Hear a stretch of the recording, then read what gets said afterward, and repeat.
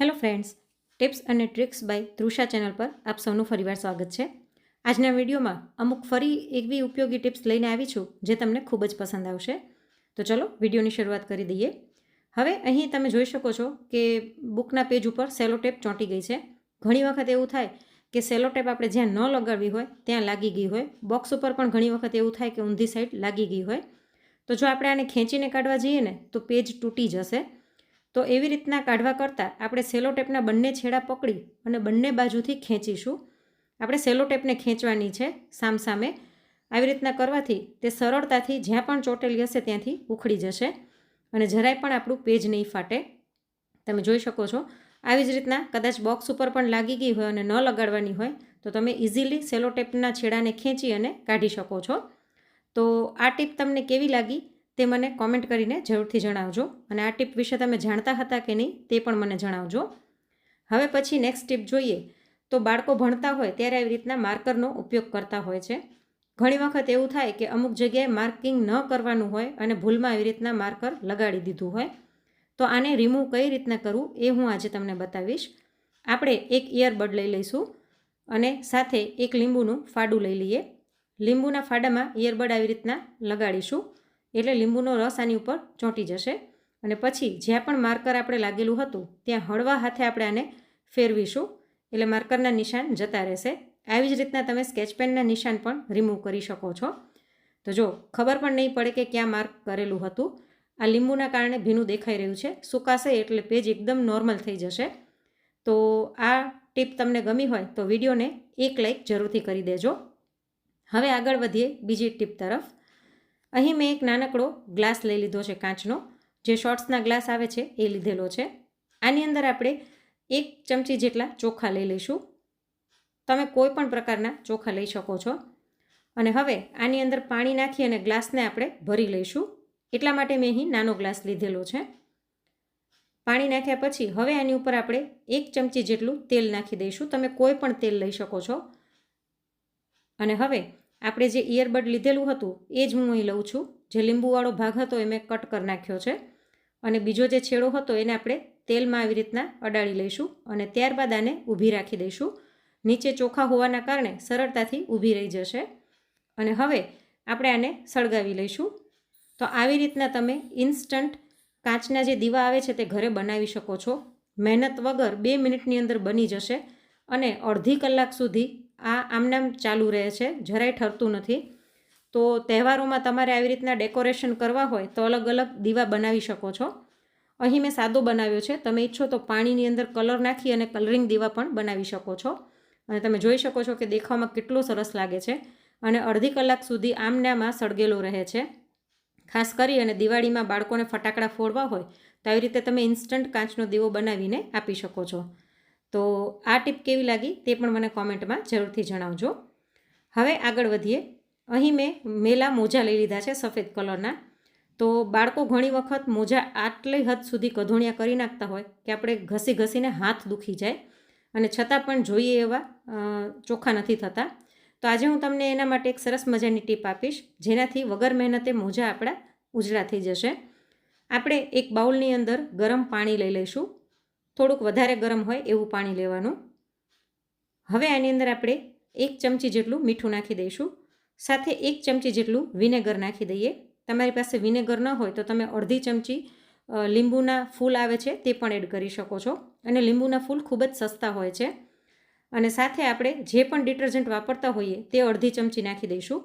ડિટર્જન્ટમાં caustic soda હોય છે જેના કારણે વિનેગર સાથે મિક્સ થઈને આવી રીતનું રિએક્શન આપશે. તો આને બરાબર મિક્સ કરી લઈએ અને હવે આની અંદર આપણે મેલા મોજા નાખી દઈશું. તો વિનેગર અને કાસ્ટિક સોડા મળીને મેલને કાપવાનું કામ કરશે અને સરળતાથી આપણા મોજા છે તે ચોખ્ખા થઈ જશે. તો આને આપણે પાણીની અંદર ડુબાડી દઈએ અને ઓછામાં ઓછું 2 કલાક માટે આપણે આને રહેવા દઈશું. તો અતિશય વ્હાઇટ કપડાં મેલા થઈ ગયા હોય તો આવી રીતના તમે સરળતાથી ક્લીન કરી શકો છો. 2 કલાક પછી આપણે મોજાને આપણે હાથેથી આવી રીતના હળવા ખાલી રબ કરી લઈશું. તો વગર મહેનતે આપણા મોજા છે તે એકદમ સરસ ક્લીન થઈ જશે, બ્રશ માર્યા વગર અને વધારે મહેનત કર્યા વગર. તો બંને મોજાને આપણે આમાં સોલ્યુશન જે છે એમાં ડુબાડતા જઈને ઘસી લઈશું. અને જો તમે જોઈ શકો છો કે પાણી કેટલું ડોળું થઈ ગયું છે. અને હું તમને મોજા બતાવું. જો હજી આ ભીના છે, આપણે આને સૂકવી દઈશું. તો વગર મહેનતે આપણા મોજા સરસ ક્લીન થઈ ગયા છે. મોજા સુકાય પછી હું તમને બતાવું. તો જો મોજા સુકાઈ ગયા છે અને વગર મહેનતે અને ખૂબ જ ઇઝીલી આપણા મોજા ક્લીન થઈ ગયા છે. તો હવે પછી કોઈ વ્હાઇટ કપડાં આટલા કધોણિયા થઈ ગયા હોય તો તમે એને આવી રીતના સરળતાથી ક્લીન કરી શકો છો. આ મોજા થોડાક જૂના છે એટલે વધારે આવા દેખાઈ રહ્યા છે, પણ જો નવું કપડું હશે તો એકદમ સરસ ઉજળું થઈ જશે. હવે આગળ વધીએ નેક્સ્ટ ટીપ તરફ.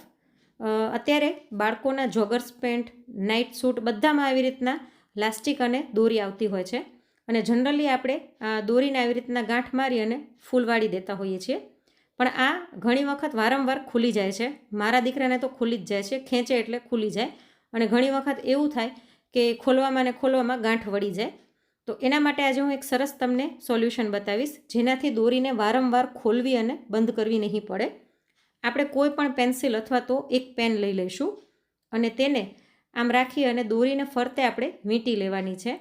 હું એકદમ આરામથી તમને બતાવી રહી છું એટલે તમને ખબર પડે. અને હવે દોરીનો છેડો છે એને અંદરની બાજુથી આવી રીતના આપણે પોરવીને ફરીવાર બારે કાઢી લઈશું. જો હું તમને બીજી સાઈડ પણ બતાવી દઉં. અને એકવારમાં કદાચ તમારાથી નહીં થાય, વારંવાર તમારે જોઈને પ્રેક્ટિસ કરવી પડશે, પછી થઈ જશે. આવી રીતના કર્યા પછી આ છેડાને પણ આપણે અંદરની બાજુથી બારે કાઢી લઈશું.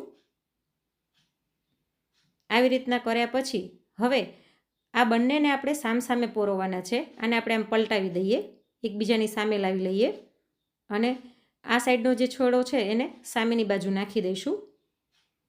એવી જ રીતના જે બીજો છેડો છે એને પણ આપણે સામેના જે આપણે લૂપ કર્યા છે એમાંથી પોરવી લઈશું.